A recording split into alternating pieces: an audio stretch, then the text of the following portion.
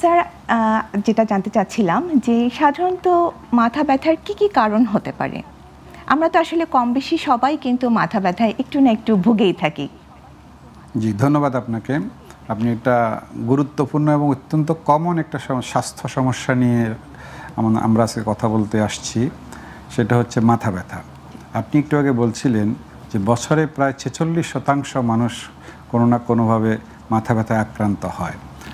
আর যদি আমরা total life time হিসাব করি, প্রায় 90% মানুষ তার লাইফের কোনো না কোনো সময় মাথা ব্যথা আক্রান্ত হয়। আচ্ছা। মাথা ব্যথা অত্যন্ত গুরুত্বপূর্ণ একটা সমস্যা। মাথা ব্যথা যদি হয় কারো, তাদের lifestyle, normal life activity hampered হয়। সাধারণ কর্ম, আপনি যেটা বলছিলেন, কর্মক্ষমতা, কর্মদক্ষতা, মাথা ব্যথা যদি থাকে কারো কোনো কাজ করতে ভালো লাগে না।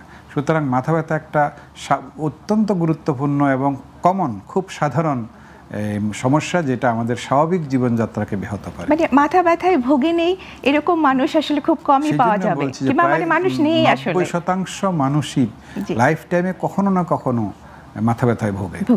সুতরাং এটা অত্যন্ত কমন একটা সমস্যা। এই মাথা ব্যথার কারণ কিন্তু অনেক, নানাবিধ কারণ, কিন্তু আমরা খুব কিছু কমন কারণ নিয়ে কথাবার্তা বলি।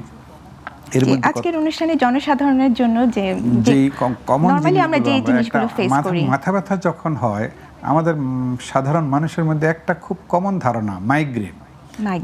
মাথা ব্যথার সাথে, মাথা ব্যথা হইলে অনেকের ধারণা যে আমার মাইগ্রেন হয়েছে, আসলে তা কিন্তু নয়। মাথা ব্যথার কমন কারণ কিন্তু মাইগ্রেন না।